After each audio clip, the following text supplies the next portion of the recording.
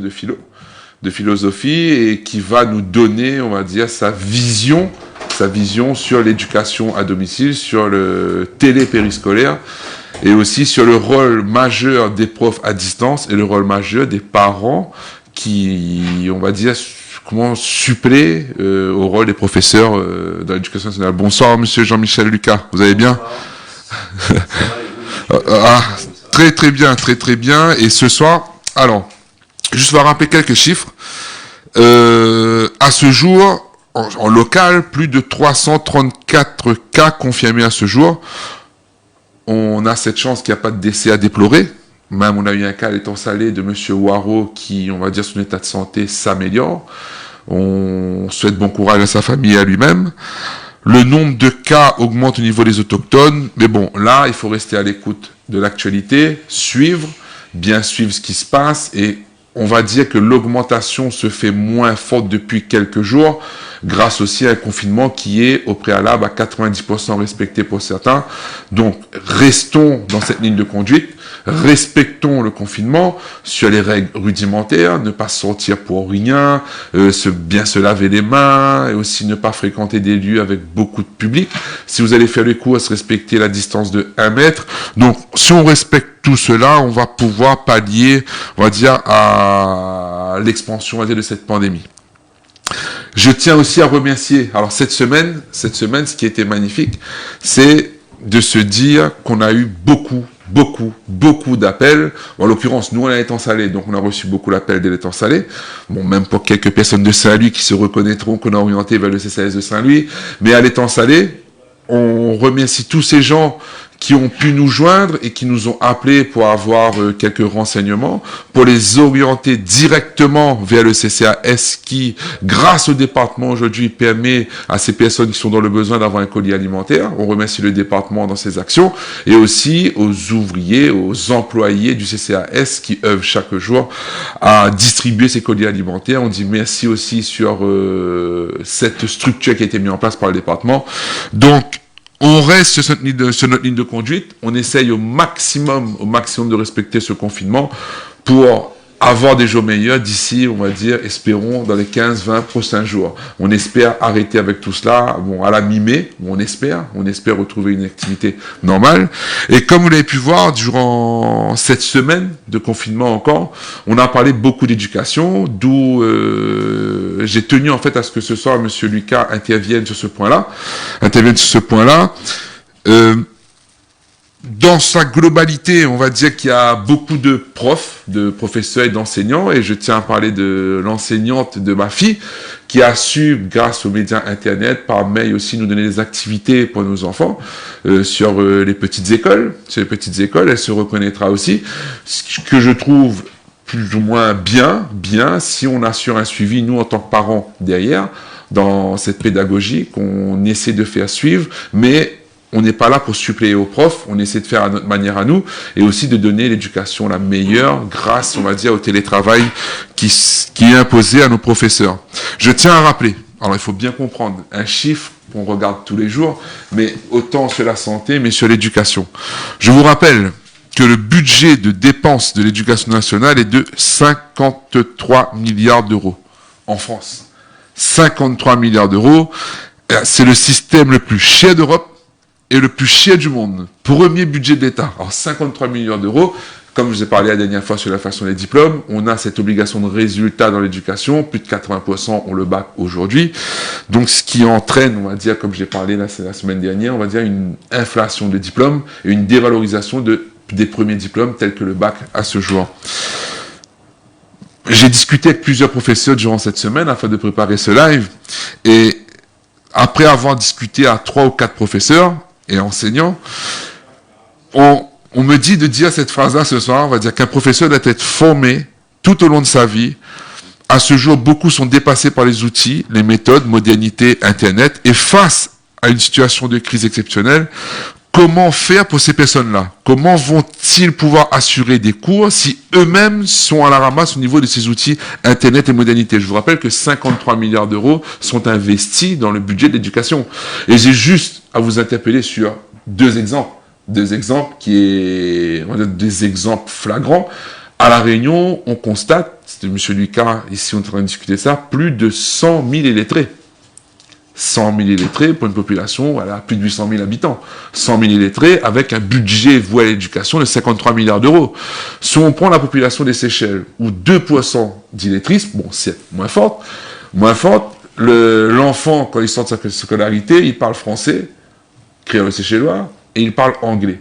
Donc aujourd'hui, en France, c'est un débat, on a pu voir durant ces 15 derniers jours, l'éducation nationale doit être réformée, je pense, que ce soit en bas ou en haut, donner une nouvelle impulsion sur un niveau de réussite, revaloriser certains diplômes et aussi mettre à disposition de nos enseignants, de notre personnel encadrant, des dispositions meilleures en termes de modernité technologique, en termes de modernité de scolarité, modernité d'enseignement. Parce que quand on regarde aujourd'hui, les personnes qui reçoivent à distance le travail, genre des devoirs par mail, des devoirs par Internet, et j'ai vu encore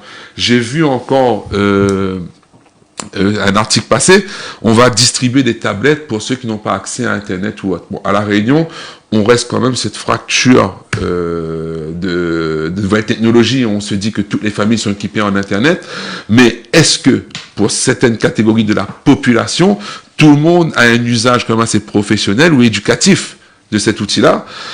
On distribue des tablettes, oui, mais si on distribue des tablettes pour aller sur YouTube, pour aller, sur des sites, on va dire, un peu plus ludiques, sans parler d'éducation, voilà le problème où il se pose. Il y a aussi, on va dire, une égalité, il y a l'accroissement d'une égalité persistante scolaire qu'il faut limiter au plus vite, parce que même si nous, on a le temps en tant que parents, avec notre travail en télétravail, à faire suivre nos élèves au niveau éducatif, certains élèves, quand on prend l'exemple, et je vais être quand même assez radical là-dessus, on est en appartement avec 3-4 enfants, d'accord, avec des parents qui ont un travail, on va dire, un peu plus physique et qui essaient de se démener pour chauffer la marmite, comme dirait l'autre.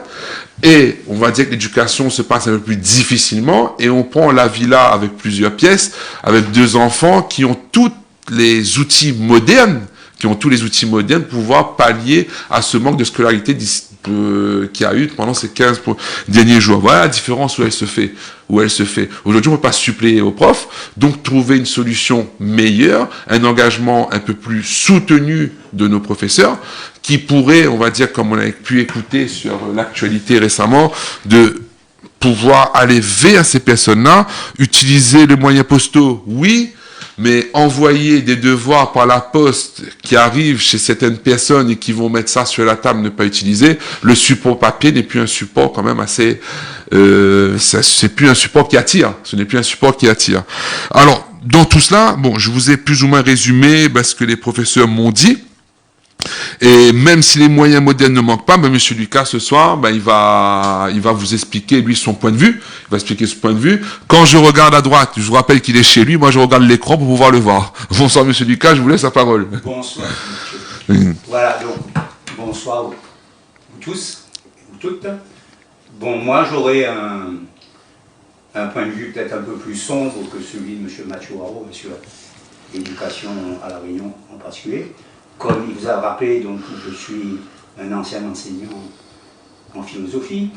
Donc, il est vrai que j'ai travaillé donc, dans le secondaire essentiellement et en terminale. Donc, je connais assez peu le primaire et les écoles maternelles et les classes aussi au collège. Moi, je dirais que cette pandémie donc, qui touche de plein fouet notre territoire, et la nécessité donc de confinement strict, si on veut lutter efficacement contre elle, pose de nombreux problèmes dans tous les domaines et surtout dans le domaine de l'école. L'école prend un sacré coup car elle n'a jamais été préparée à cette situation de confinement. Si pour certains élèves, la situation de travail autonome à distance est parfaitement assumée, pour d'autres, par contre, ils sont fort nombreux, elle pose des problèmes importants. L'école comme institution n'a jamais été pour préparer au confinement et à l'enseignement à distance. Toutes les écoles sont-elles équipées en matériel informatique performant? La réponse est non. Tous les enseignants ont-ils le matériel adéquat et ont-ils été formés pour les utiliser? La réponse est non. On assiste aujourd'hui à du bricolage. Pour cet enseignement à distance, la plupart des enseignants utilisent leur matériel sans souvent avoir reçu de la part de l'académie ni le matériel ni la formation qu'ils auraient dû avoir. Du bricolage. Et on peut dire aussi qu'ils ont beaucoup de courage donc, pour faire face à cette situation nouvelle et originale. Les parents maintenant et les élèves. Combien de foyers à La Réunion ont un équipement numérique digne de ce nom? Et surtout sont-ils connectés à Internet? Plus, je me pose la question, peuvent-ils recevoir Internet dans leur région? Ce n'est pas toujours le cas. Combien d'élèves sont équipés? Les élèves à tous les niveaux sont-ils vraiment autonomes? Beaucoup ont encore besoin du support papier et de la présence physique d'un prof à côté d'eux. Combien de parents peuvent suivre vraiment les études de leurs enfants? Il faut rappeler que sur ce territoire, il existe encore un très fort taux d'analphabétisme et d'illettrisme. M. Waro l'avait rappelé tout à l'heure. Et beaucoup de parents ont souvent quitté l'école extrêmement tôt, souvent en situation d'échec scolaire.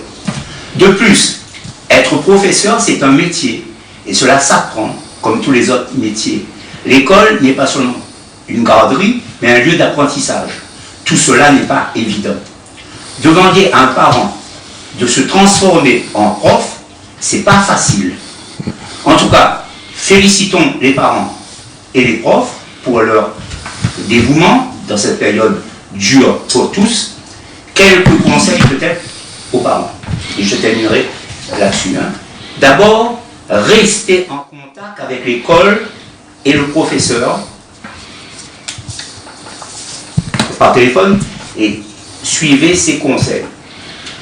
Deuxièmement, ne demandez pas trop à vos enfants. Les enfants ont aussi besoin de moments de repos. Troisièmement, peu de travail bien assimilé sert beaucoup plus que beaucoup de travail pas assimilé du tout. Quatrièmement, arrivez à privilégier les tâches courtes. Il vaut mieux en faire moins, mais le faire bien. Et ne faire qu'une seule chose à la fois. Voilà des conseils donc d'un ancien prof et d'une personne qui s'était un petit peu honnête avec elle-même. Hein. Et il est vrai que c'est pas évident d'être prof. Être prof, ça s'apprend, c'est un métier comme quand on est peintre, boucher, charcutier, etc. Ça s'apprend. En tout cas, je souhaite un bon courage à vous tous et que la période de confinement se termine vite. Oui, très vite. Voilà ce que j'avais à dire. Merci, M. Lucas. Oui, comme vient de dire M. Lucas, c'est le métier de prof aujourd'hui, comme nous on a été à l'école, oui, on était à l'école étant petit, aujourd'hui, il faut bien comprendre qu'il y a des métiers qui sont faits par vocation. C'est bien M. Lucas on a eu cette discussion là au préalable, c'est fait par vocation, et aujourd'hui, on vous demande pas aux profs d'un engagement, on va dire, plus soutenu que quand vous êtes en classe, mais aussi de vous dire qu'il y a un volontariat, c'est sûr, on vous dit merci là-dessus, mais je me dis aussi, nous on a mis cette réflexion en avant, qu'il faut absolument aujourd'hui limiter la casse sur l'accroissement des inégalités scolaires. Juste un chiffre à retenir, ce chiffre-là, il est quand même grand pour un pays comme le nôtre, comme la nôtre, les chiffres montés par 75% des écoles et des établissements scolaires indiquent que 9250 élèves de l'académie sont déconnectés numériques. et ont besoin de support papier pour travailler à la maison.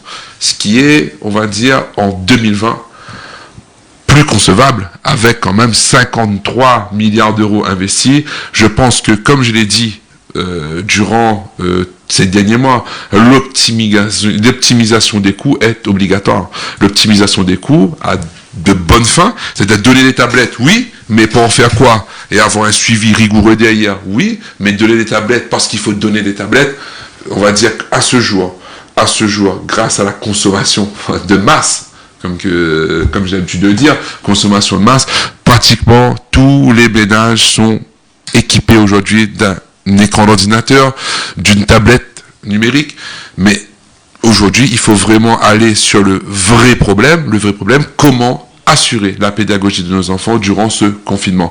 Je tiens à signaler aussi qu'il y a eu 15 jours de gilets jaunes. On ne va pas assimiler les gilets jaunes à ça, mais pendant ces 15 jours-là, on a su, nous, parents, à faire le suivi, la continuité de nos élèves, de nos enfants. Moi, ma fille n'a que 6 ans, donc, on va dire, le suivi pédagogique est un peu plus facile, mais pour l'enseignement supérieur, c'est un peu plus difficile. Monsieur Lucas, vous avez quelque chose à dire encore, je crois? Oui, j'ajouterai un petit truc, moi, je connais bien donc ce qui se passe en lycée. Il est vrai que donc dans les lycées d'enseignement général, depuis un certain nombre d'années, on a développé un plan ordinateur. Le plan informatique, c'est la région qui a développé ça pour équiper donc les élèves d'un ordinateur. Mais le problème, c'est que les élèves n'ont pas de formation, les profs n'ont pas de formation, voilà. On fait du n'importe quoi, on bricole, et assez souvent, je vous dirais, les ordinateurs ne servent pas à grand-chose. Oui. Sinon, comme me dit M. Waro, aller sur YouTube, faire des jeux, etc. Il y a un manque de formation, et ça, c'est de la faute, moi je pense, et j'assume ce que je dis, de l'académie, à ce niveau-là. Les profs ne sont pas formés, il n'y a pas de formation des profs à ce niveau-là, et les élèves aussi n'ont pas de formation. Oui, les élèves n'ont pas de formation à cet outil pédagogique, et comme dit M. Lucas, la faute, on va dire faute, le mot il est fort, mais c'est exactement ça, l'académie n'a pas évolué avec le système technologique, les nouvelles technologies actuelles.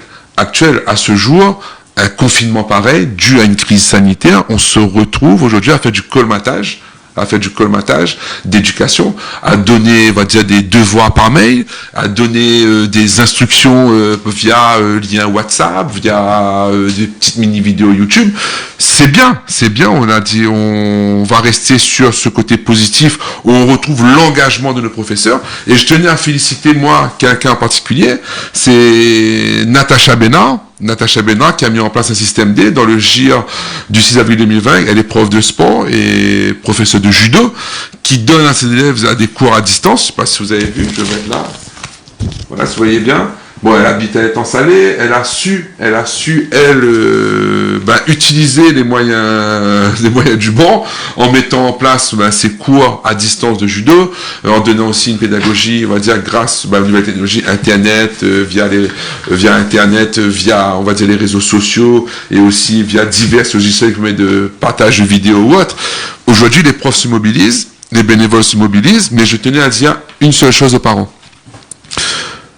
L'enfant, aujourd'hui, par ce confinement, il faut l'expliquer, l'enfant, grâce à diverses méthodes pédagogiques, moi, pour avoir suivi une formation de la pédagogie active, qui, on va dire, une pédagogie ludique, moi je conseillerais à ces parents-là, grâce aux jeux de société, ou bien d'ateliers découvertes de cuisine, d'apprendre à vos enfants, on va dire, vraiment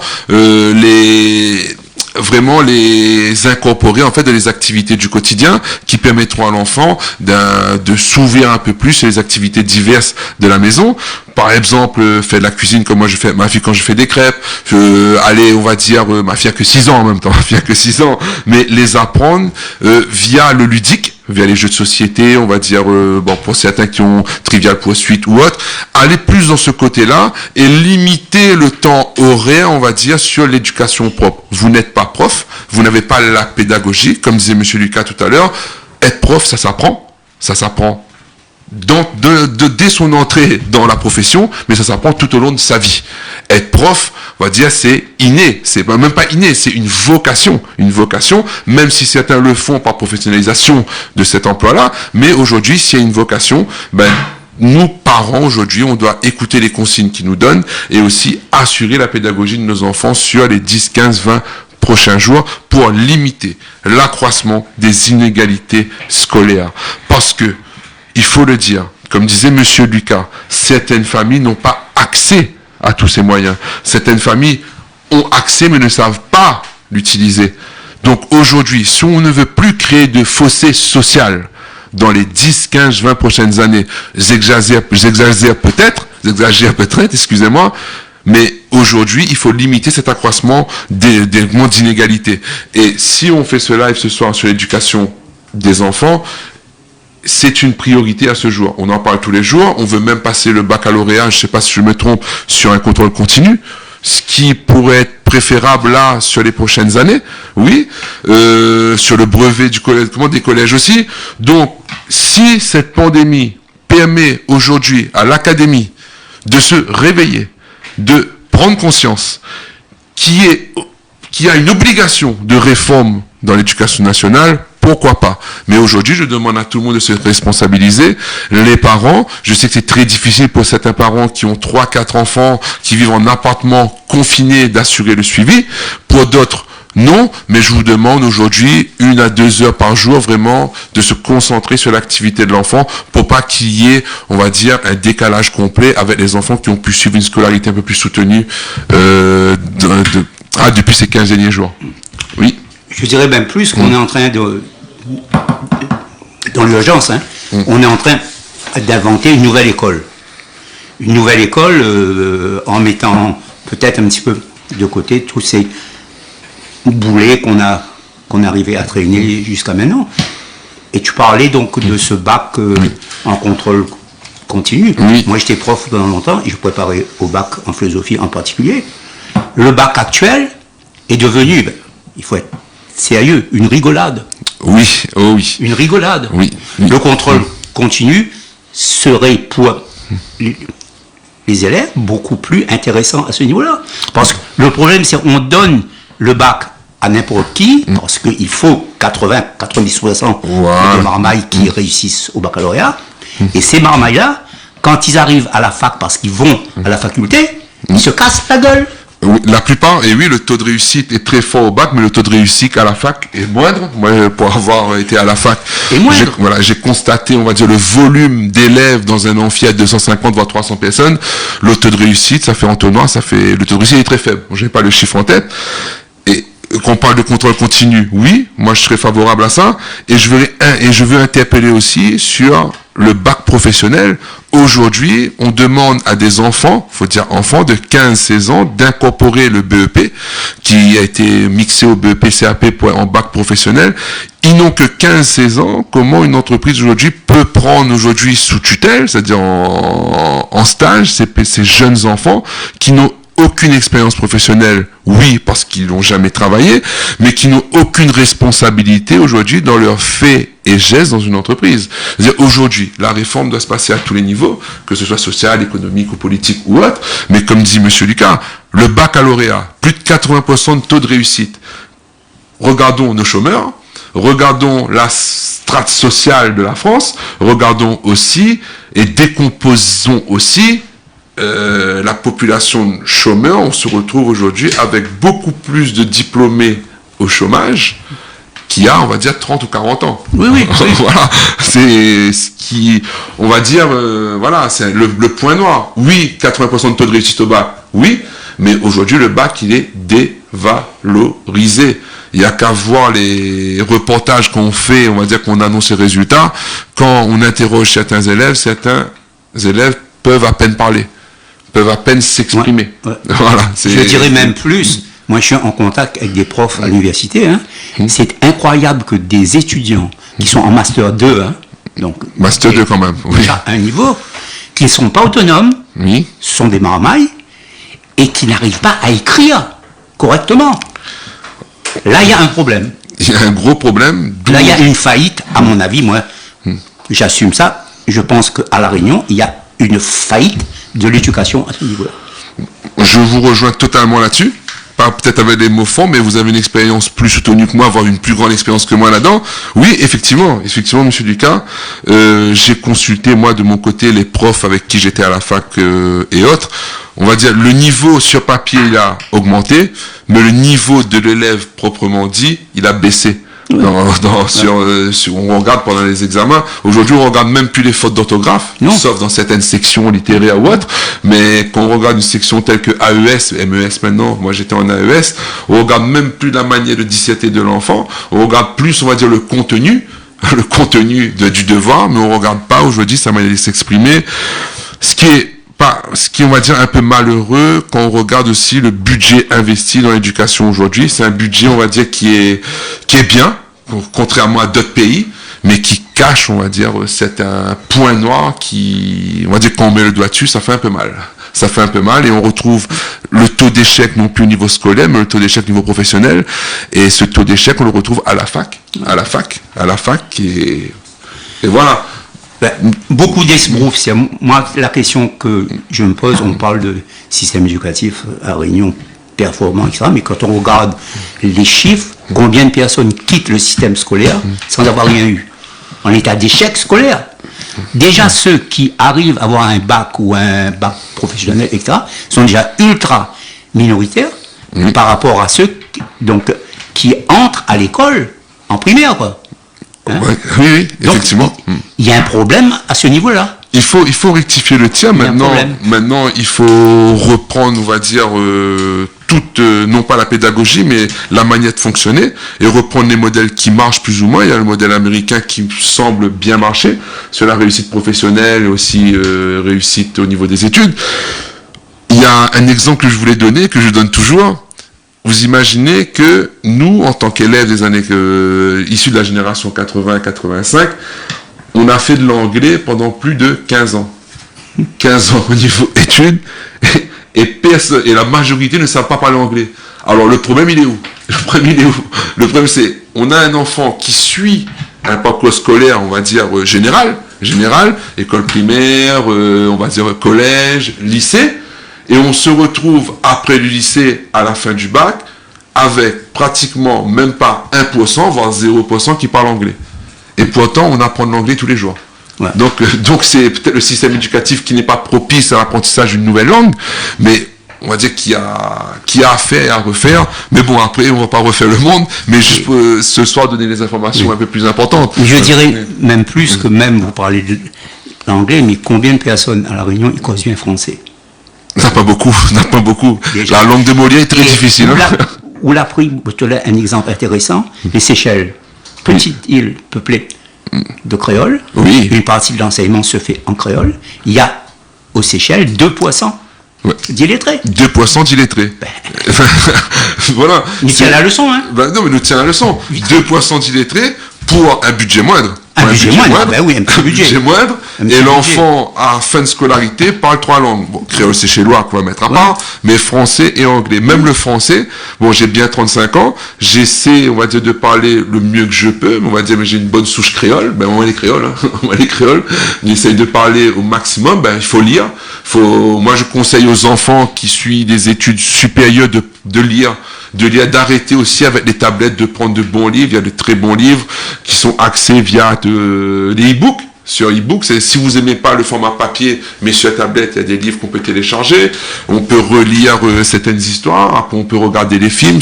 Bon, il y a plein de choses à faire pour s'améliorer de jour en jour dans notre langue, on va dire nationale, notre langue nationale. Mais je dirais même plus, Mathieu, c'est-à-dire qu'on parle en français, notre langue nationale, ne pas oublier aussi notre langue locale, le créole, qui est la langue de notre culture. Et je crois qu'un Réunionnais ne peut vivre bien que s'il est debout sur ses 2 jambes. Ouais, ça c'est il y a une jambe en créole, une jambe en français. Et le bilinguisme, partout où le bilinguisme existe, hein, moi j'ai pu assister à des congrès en Europe, etc., sur le bilinguisme. Le bilinguisme est une richesse, quand il est bien fait. Quand il est bien fait, et effectivement, quand il est bien fait. Ouais. Bien fait, c'est une richesse formidable. Ouais. Voilà ce que j'ai à dire, moi. Ce que M. Lucas, il dit, c'est exactement ça. C'est-à-dire, le bilinguisme aujourd'hui, c'est quelque chose, c'est une richesse aujourd'hui, d'avoir cela. En fait, chez nous, on a tous les outils pour, mais comme on l'a dit, on les utilise pas. Voilà, on les utilise pas. Comme on l'a dit plus haut, on les utilise pas. Exactement. À bon escient, on les forme pas, on ne donne pas à nos profs et enseignants les moyens nécessaires pour pallier à l'évolution technologique. L'évolution technologique qui part beaucoup plus vite. Si vous prenez aujourd'hui l'évolution de 10 ans, c'est pas l'évolution d'il y a 50 ans. Ça part beaucoup plus vite. On met beaucoup moins de temps aujourd'hui à évoluer que, il y a 50 ou 60 ans en arrière. Aujourd'hui, grâce, non, on ne peut pas dire grâce, mais avec cet événement de crise sanitaire, on se pose tous des questions. Tout le monde, dans tous les secteurs, on essaie de colmater sur la fabrication de masques, sur comment le niveau du personnel soignant, du niveau de la sécurité. Et aujourd'hui, avec cet événement de grande ampleur, on s'aperçoit et on retrouve toutes nos faiblesses qu'on n'a pas su voir en temps et en heure. Et ces faiblesses-là, il faudra bien les combler ces lacunes au plus vite, surtout au niveau de l'éducation nationale, grâce à l'académie. J'espère que ce soir, il y a quelqu'un de l'académie ou du rectorat qui nous écoute. Nous-mêmes, moi, cette semaine, j'ai pu appeler quelques personnes qui travaillent au rectorat, consulter certains professeurs, le professeur de l'école de ma fille, on a pu discuter, échanger. Ils mettent tout en œuvre, grâce à leur engagement aussi, et de leur vocation première, enseignement et professeur, grâce à leur vocation et leur dévouement. Et leur dévouement. Il faut dire ce que c'est. Il y a un dévouement vraiment sur, on va dire, plus de la majorité de ces professeurs qui le font par vocation, qui essayent, grâce à les outils qui sont mis à leur disposition, parce que je vous rappelle que nos professeurs utilisent leur propre encre, leur propre imprimante, leur propre connexion, leur propre électricité, leur propre matériel. Leur propre matériel, ils ne sont fournis en rien. Oui, après il y a le débat, on va dire indexation ou autre, mais on va pas rester là-dessus. Mais tout le matériel aujourd'hui qu'ils utilisent chez eux sont financés de leur propre poche pour pouvoir donner à nos enfants une chance de suivre leur scolarité pendant cette période de crise sanitaire. Donc, il faut les remercier là-dessus. Et moi, je fais un appel à tous les professeurs et enseignants. Et je dis merci déjà à la prof de ma fille. Bon, je dirai jamais assez ma fille, merci. Mais je fais un appel à tout le monde. Malgré le manque de moyens, malgré, on va dire, même si vous êtes en manque de moyens, n'hésitez pas. Il y a tous les outils nécessaires, on va dire les envois postaux. Envoyez. Vous savez, peut-être sur 10 envois, il y aura peut-être que 2, mais ce sera toujours 2 de sauvés, qui vont peut-être lire, on va lire les devoirs que vous allez envoyer. Mais faites-le pour tout le monde, ne faites pas juste pour une catégorie de la population qui est plus apte à accueillir l'information, faites-le pour tout le monde, essayez, j'ai mon Facebook d'ouvert, j'ai les messages privés, n'hésitez pas, nous on peut vous orienter vers les organismes et vers des entreprises qui sont complètement bénévoles dans l'éducation, pour les avoir consultés avant de faire ce live, donc n'hésitez pas, appelez-nous, et on se dit à mardi prochain. Merci monsieur Lucas. Non. Voilà. En tout cas, moi je dirais bravo les enseignants pour votre dévouement continu. Oui, bravo à vous. À très très vite. Mardi prochain, on aura Isaline Tron, personnel cadre de santé, vous avez pu voir sur RFO, sur Antenne Réunion, qui sera là, qui nous parlera, on va dire, de la crise sanitaire actuelle, et qui nous parlera, on va dire, de la crise plus profondément, de ce qui se passe au niveau financier, ce qui se passe au niveau des hôpitaux. Donc, n'hésitez pas à nous suivre. La dernière fois, vous étiez plus de 2000 personnes. Aujourd'hui, n'hésitez pas à poser vos questions, parce que, comme vous l'avez pu remarquer sur le dernier là, on a répondu pratiquement à toutes les questions qui ont été posées. Alors, merci à vous. Très bonne soirée. Merci, monsieur Lucas. Et on se dit à très bientôt.